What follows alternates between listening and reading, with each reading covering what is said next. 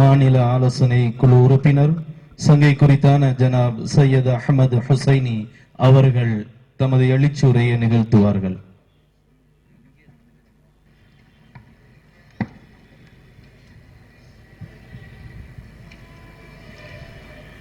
السلام عليكم ورحمة الله وبركاته. بسم الله الذي لا يضر مع اسمه شيء في الأرض ولا في السماء وهو السميع العليم. الحمد لله رب العالمين والصلاة والسلام على رسوله الكريم وعلى آله وأصحابه أجمعين إلى يوم الدين. أما بعد، قال الله تبارك وتعالى في قرآن المجيد والفرقان الحميد: أعوذ بالله من الشيطان الرجيم، بسم الله الرحمن الرحيم. قل إن الصلاة ونسكي ومحياي ومماتي لله رب العالمين. صدق الله مولانا العظيم.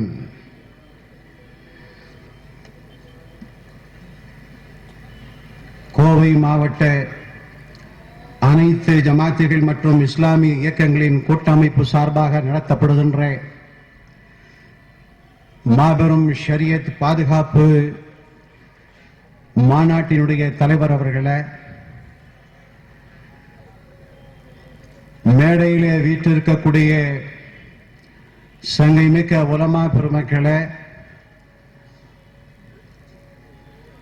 இஸ்லாமிய இயக்கங்களின் தலைவர்களே, பொறுப்பாளர்களே, இங்கே வந்திருக்கக்கூடிய அருமை பெரியவர்களே, தாய்மார்களே, இளைஞர்களே,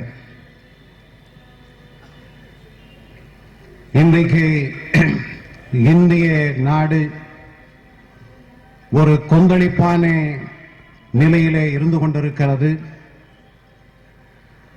ஒரு நெருக்கடியான நிலையை நோக்கி நாடு நடாத்தி செல்லப்பட்டுக் கொண்டிருக்கிறது. மிக மோசமான படுகுழியிலே இந்த நாடு தள்ளப்பட்டு விடுமோ என்கின்ற அச்சம் இந்த நாட்டு மக்களுடைய உள்ளங்களிலே எழுந்திருக்கிறது. அருமை சகோதரர்களே, ஆறுக்குள்ளே நல்ல நாடு என்றும் சாரே ஜஹான் சே அச்சா ஹிந்துஸ்தான் ஹமாரா என்ற பெருமைக்குரிய இந்த நாடு இன்றைக்கு இந்த நாட்டிலே வாழுகின்ற குடிமக்களுடைய உரிமை பறிக்கப்படுவதும், அவர்களுடைய வழிபாட்டு சுதந்திரம் மிதிக்கப்படுவதும், அவர்களுடைய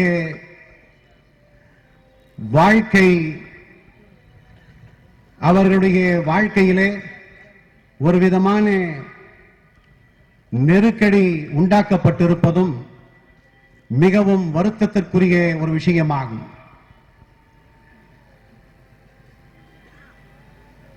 இந்த நாட்டிலே வாழுகின்ற குறிப்பாக முஸ்லிம் சமுதாய மக்களுடைய உயிரினும் மேலான அந்த ஷரியத் மீது கைய வைக்கக்கூடிய இந்த முயற்சி, அந்த முயற்சியின் காரணமாக இந்த நாட்டிலே ஏற்பட்டிருக்கக்கூடிய எழுச்சி, அதைத்தான் இன்று நாம் பார்த்துக் கொண்டிருக்கிறோம். இந்த நாட்டிலே வாழுகின்ற முஸ்லிம்களுடைய தேசப்பற்று கேள்விக்குறியாக்கப்படுகிறது. இன்றைக்கு ஒரு பிரச்சனை, இது ஷரியத் சம்பந்தப்பட்டது மட்டுமல்ல, இவர்கள் பொது சிவில் சட்டத்தை கொண்டு வருகின்ற முயற்சி மட்டுமல்ல, மாறாக இந்த நாட்டிலே வாழுகின்ற முஸ்லிம்களுடைய அடையாளத்தை கூட துடைத்தெறிய வேண்டும். இன்றைக்கு முஸ்லிம்கள் எந்த விதமான தனி அடையாளத்தோடு அவர்கள் வாழக்கூடாது. இங்கே இருக்கக்கூடிய முஸ்லிம்கள் நாங்கள் போடுகின்ற பிச்சையிலே அவர்கள் வாழ வேண்டும். யாரை பார்த்து இப்படி பேசப்படுகிறது என்று சொன்னால், 1000 ஆண்டுகளுக்கு மேலாக இந்த நாட்டிலே இஸ்லாமிய மார்க்கத்திலே தன்னை இணைத்துக் கொண்டு வாழுகின்ற முஸ்லிம்களை பார்த்து 850 ஆண்டுகள் இந்த நாட்டை ஆண்டவர்களை பார்த்து பல்வேறு சமஸ்தானங்களாக பிரிந்திருந்தவர்களை இந்துஸ்தானமாக ஒட்டுமொத்த அகண்ட பாரதமாக உருவாக்கியவர்களை பார்த்து இந்த நாட்டிலே வாழுகின்ற பல்வேறு சமயத்தவர்களோடு ஒற்றுமையாக தொப்புள் கொடி உறவு பேணி அண்ணன் தம்பிகளாக வாழ்ந்து கொண்டிருக்கக்கூடிய இந்த இஸ்லாமியர்களை பார்த்து இந்த நாட்டை ஆண்டபோது இந்த நாட்டை அலங்கரிப்பதற்காக செங்கோட்டையையும் குதுப்பினாரையும் தாஜ்மஹலையும் கொடுத்து இந்த நாட்டிலே வாழுகின்ற அனைத்து தரப்பு மக்களுடைய தனியார் சட்டங்களுக்கு மதிப்பு கொடுத்து இந்த நாடு சுதந்திரம் அடைவதற்காக தன்னுடைய உயிரையும் ஈந்து இந்த நாட்டிலே ஒன்றாக கலந்திருக்கக்கூடிய இஸ்லாமியர்களை பார்த்து ஒரு சிறு கூட்டம் அவருடைய தேசப்பட்டை சந்தேகப்பட்டுக் கொண்டிருக்கிறது. இங்கே பொது சிவில் சட்டம் கொண்டு வரப்பட வேண்டும் என்று சொல்லப்படுவது அவருடைய பல அஸ்திரங்களிலே ஒன்று.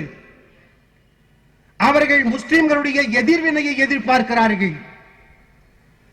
என்னவெல்லாம் செய்து கொண்டிருக்கிறார்கள் என்று சொன்னால், ஏறக்குறைய 90 ஆண்டுகளாக இந்த நாட்டிலே வாழுகின்ற முஸ்லிம்களுடைய அடையாளத்தை அகற்ற வேண்டும் என்று கங்கணம் கட்டிக்கொண்டு திட்டமிட்டு செயல் திட்டத்தை உருவாக்கி நடைமுறைப்படுத்திக் கொண்டு வருகின்ற இந்த வகுப்புவாதிகள் இன்றைக்கு அதிகாரத்தை தன்னுடைய கையிலே வைத்திருக்கக்கூடிய காரணத்தினால் அவர்களுடைய அந்த தேர்தல் அறிக்கையிலே குறிப்பிட்ட அத்தனை திட்டங்களையும் அமல்படுத்துகின்ற மிக சிறந்த வாய்ப்பாக பயன்படுத்திக் கொண்டு இந்த நேரத்திலே அவர்கள் இந்த முயற்சியிலே ஈடுபட்டு இருக்கின்றார்கள்.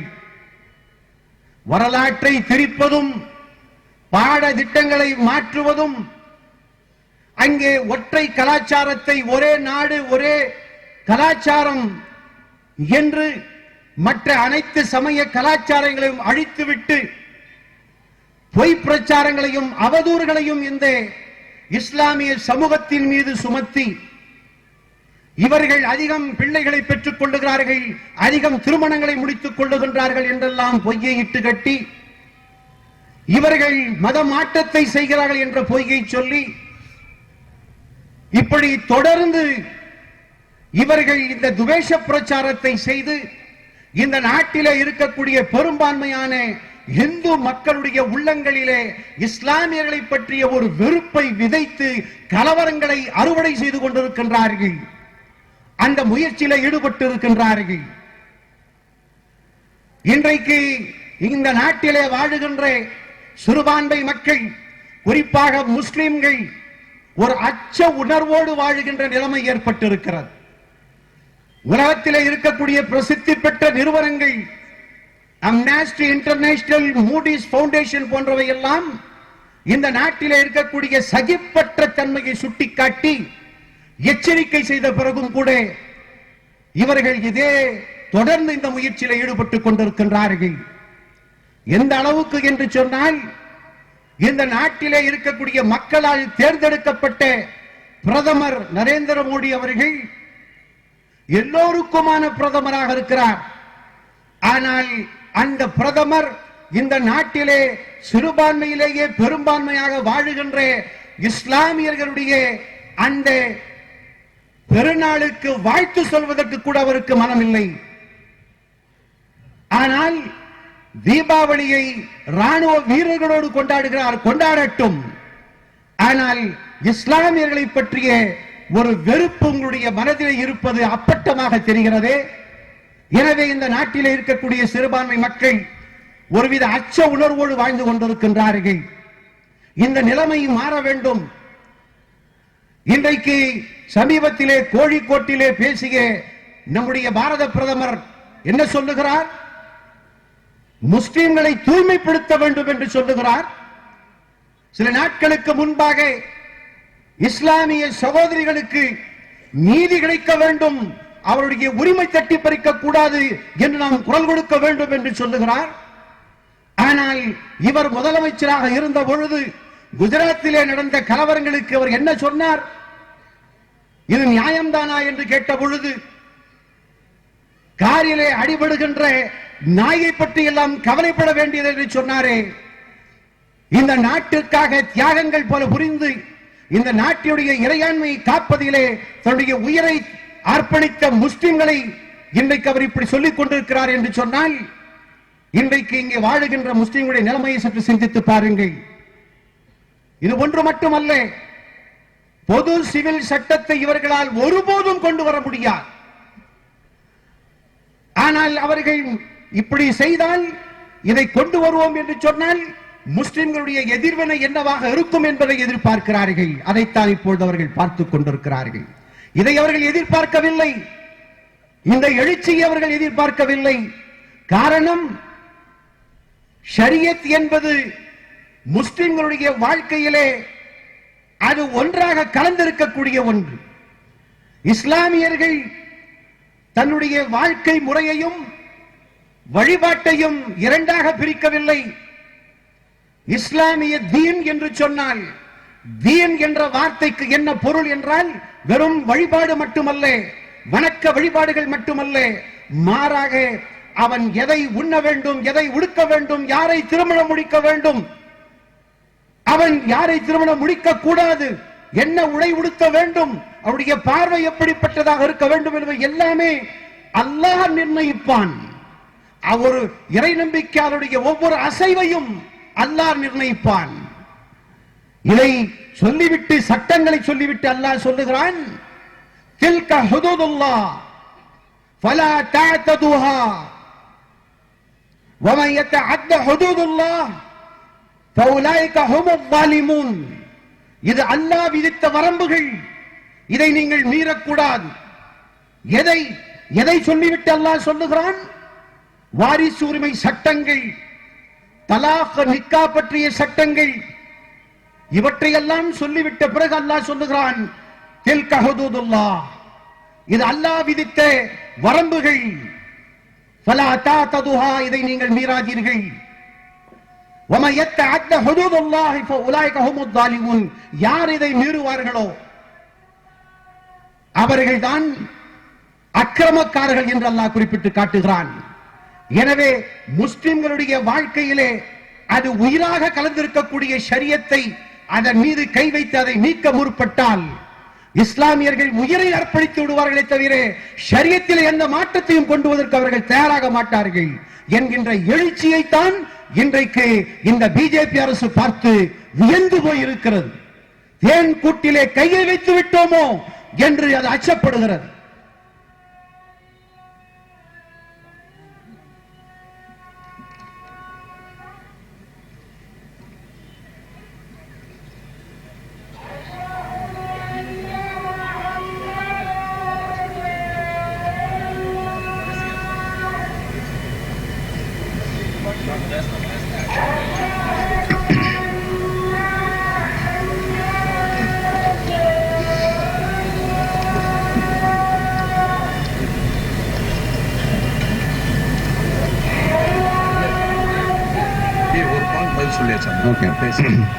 ஆக இன்றைக்கு இந்திய நாடு முழுவதும் இப்படிப்பட்ட ஒரு எழுச்சி உண்டாகி இருக்கிறது. இஸ்லாம் பெண்களுக்கு தருகின்ற உரிமையை போல இந்த உலகத்திலே வேறு யாரும் தந்ததில்லை, தரவும் முடியாது. அந்த அளவிற்கு பெண்களை உயர்ந்த ஸ்தானத்திலே வைத்து, அந்தஸ்திலே வைத்து அழகு பார்க்கக்கூடிய மார்க்கம் இஸ்லாமிய மார்க்கம். அதை பட்டியலிடுவதற்கு இங்கே உலமா பெருமக்கள் இருக்கின்றார்கள். எனவே இந்த நாட்டிலே இருக்கக்கூடிய இஸ்லாமிய சகோதரிகள் அனைவரும் அவர்கள் சாலைக்கு வந்து அவர்களுடைய இந்த அரசாங்கம் பொது சிவில் சட்டத்தை கொண்டு வரக்கூடிய முயற்சியை எதிர்த்து எங்களுக்கு இஸ்லாமிய ஷரியத் தருகின்ற பாதுகாப்பும் உரிமையும் போதுமானதாக இருக்கிறது, நீங்கள் இதை மாற்ற வேண்டிய அவசியம் இல்லை என்று தன்னுடைய எதிர்ப்பை வெளிக்காட்டிக் கொண்டிருக்கிறார்கள். ஆக அருமை சகோதரர்களே, இந்த சமயத்திலே இஸ்லாமிய சமூகத்தினுடைய பொறுப்புகள் என்ன? இன்றைக்கு மாபெரும் எழுச்சி ஏற்பட்டு இருக்கிறது, ஒரு புரட்சி ஏற்பட்டு இருக்கிறது. இந்த சமயத்திலே நாம் கவனமாக ஒரு சில விஷயங்களை கருத்திலே கொள்ள வேண்டும். அது முதலாவது என்னவென்று சொன்னால், இந்த நாட்டிலே வாழுகின்ற இஸ்லாமிய பெருமக்களிலே பெரும்பாலோருக்கு இஸ்லாமிய சட்டங்கள் சரியாக தெரியாது. இஸ்லாமிய மார்க்க அறிவு போதுமானதாக இல்லை. சமய தலைவர்கள், சமுதாய தலைவர்கள், உலமா பெருமக்கள், பொறுப்பாளர்கள் அனைவரும் போதுமான அளவிற்கு ஒரு சராசரி முஸ்லிம் தெரிந்து வைத்திருக்க வேண்டிய குர்ஆனுடைய சட்டங்களை அவர்களுக்கு தெளிவாக எடுத்துச் சொல்ல வேண்டும். அரசாங்கம் ஒரு சட்டம் போடுகிறது, அந்த சட்டத்தை நாளை முதல் அமல் செய்கிறோம் என்று சொன்னால் அந்த நாள் வருகின்ற பொழுது அதை மீறினால் தண்டிக்கப்படுகிறார்கள். கேட்டால் எனக்கு சட்டம் தெரியாது என்று சொன்னால்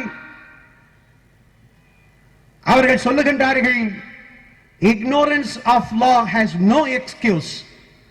எனக்கு தெரியாது என்று சொன்னால் அங்கே உனக்கு விதிவிலக்கு கிடையாது, தெரிந்து கொள்ள வேண்டும். அதே போலத்தான் அல்லாஹ் சட்டங்களை போட்டிருக்கிறான் என்று சொன்னால் அந்த சட்டங்கள் எனக்கு தெரியாது என்று சொல்லி அந்த சட்டங்கள் தவறாக பயன்படுத்தாதீர்கள் என்று அல்லாஹ் எச்சரிக்கை விடுத்த பிறகும் அதை செய்துவிட்டு நாங்கள் முஸ்லிம்கள் என்று சொல்லிக் கொண்டால் அதிலே என்ன அர்த்தம்? யார் முஸ்லிம் என்று சொன்னால் ஷரியத்து சட்டங்களை மதிக்கக்கூடியவன், அல்லாஹ்வுடைய கட்டளைகளுக்கு கீழ்ப்படியக்கூடியவன் தான் ஒரு முஸ்லிமாக இருக்க முடியும். எனவே இஸ்லாமிய பெருமக்கள் இஸ்லாமிய மார்க்கத்தோடு ஈர்ப்பு கொண்டவர்களாக, அல்லாஹ்வை அதிகம் நேச கொள்ளக்கூடியவர்களாக மாற வேண்டும். அந்த விதத்திலே நாம் பணியாற்ற வேண்டும். வல்லஸீன ஆமனு அஷத்து ஹுப்பன் லில்லாஹ், ஈமான் கொண்டவர்கள் எல்லாவற்றையும் விட அல்லாஹ்வை தான் அதிகமாக நேசிப்பார்கள் என்று அல்லாஹ் சொல்லுகின்றானே, அந்த நேசம் வர வேண்டும். அந்த வகையிலே நாம் இவர்களுக்கு ஷரியத்து சட்டங்களை, அந்த அறிவை போதிக்க வேண்டும். அது மட்டுமல்ல, என்னுடைய நண்பர் சமீபத்திலே ஊருக்கு சென்று வந்து சொன்னார், அங்கே ஒரு திருமண நிகழ்ச்சியிலே, இஸ்லாமியருடைய திருமண நிகழ்ச்சியிலே கலந்து கொண்டார். 2 மணி நேரங்கள் அந்த நிக்காவை நடத்துவதற்காக வந்த உலமா பெருமக்கள் மணமகனையும் மணமகளையும் ஒன்றாக உட்கார வைத்து இஸ்லாமிய சட்ட விளக்கம் அவர்களுக்கு கொடுத்தார்கள். இஸ்லாமிய மன வாழ்க்கையிலே நீங்கள் எப்படி நடந்து கொள்ள வேண்டும் என்று அவர்களுக்கு புரிகின்ற வகையிலே அறிவுரை சொன்னார்கள். அந்த நிக்காவிலே சொல்லப்படுகின்ற அந்த 3 குர்ஆனுடைய வசனங்களிலே 5 இடங்களிலே இத்தகுல்லாஹ் இத்தகுல்லாஹ் என்று அல்லாஹ் சொல்லுகிறானே, அதற்கு என்ன அர்த்தம்?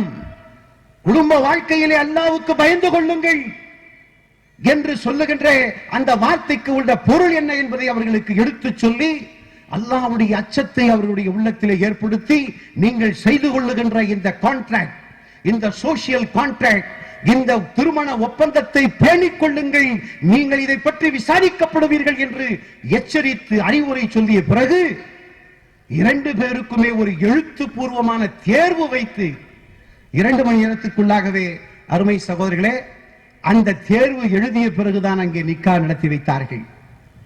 ஆக இப்படிப்பட்ட கவுன்சிலிங் நம்ம இடத்தில் இருக்க வேண்டும். ஷரியத்து நீதிமன்றங்களிலே தாருல் கதா அதிகமாக உருவாக்கப்பட வேண்டும். இரண்டாவதாக, இஸ்லாமிய சகோதரர்களுக்கு மத்தியிலே தேவையான மிக முக்கியமான ஒன்று ஒற்றுமை. இந்த ஒற்றுமை இல்லாத காரணத்தினால் தான் இன்றைக்கு அவரவர்கள் சிந்தி பார்க்கின்றார்கள்.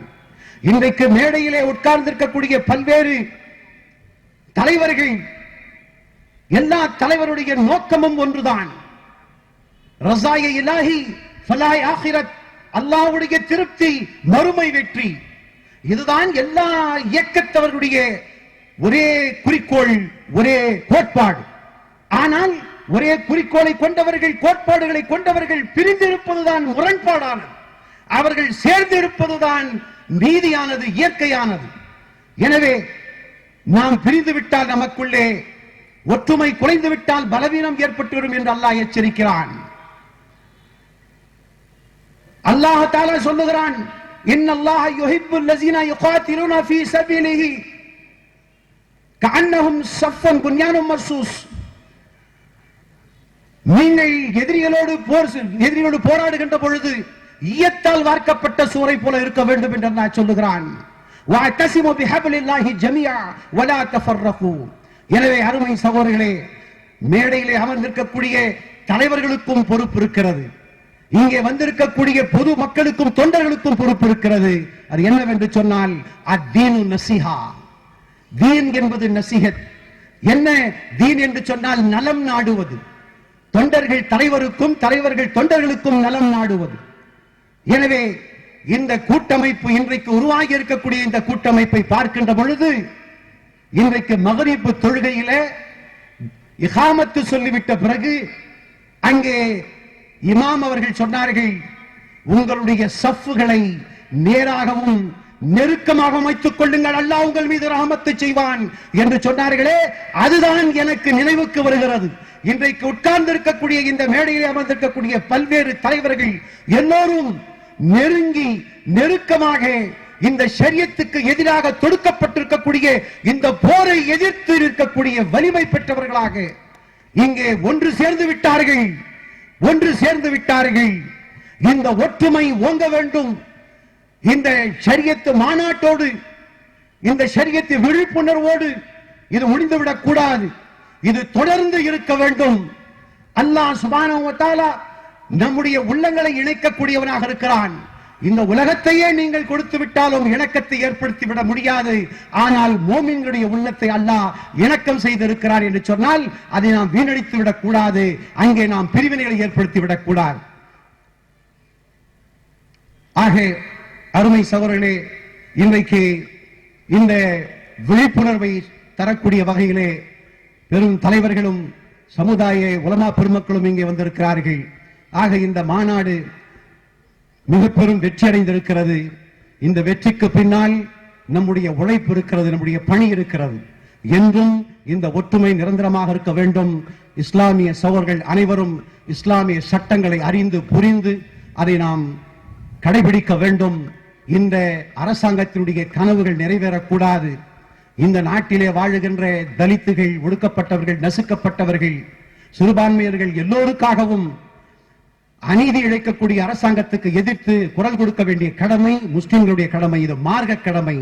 எனவே இந்த ஒற்றுமைக்கு இந்த இந்த இந்த மாநாட்டிலே கலந்து கொண்டு ஒற்றுமை ஏற்படுத்தியிருக்கக்கூடிய தலைவர்களுக்கு, தொண்டர்களுக்கு இன்னும் அதிக பொறுப்பு இருக்கிறது. அது என்னவென்று சொன்னால், இனி வரக்கூடிய காலங்களிலே இவர்கள் இப்படிப்பட்ட செயல்களை ஈடுபடக்கூடாது என்று எச்சரிக்கை கொடுத்த வண்ணம் நம்முடைய ஒற்றுமை ஓங்க வேண்டும் என்று கூறிக்கொண்டு, எல்லாம் வல்ல அல்லாஹ் சுப்ஹானஹு வ தஆலா நம்முடைய மனங்களையும் இணைத்து இந்த ஷரியத்தை பாதுகாக்கக்கூடிய மக்களாக நம் அனைவரையும் ஆக்கி அருள் புரிவானாக.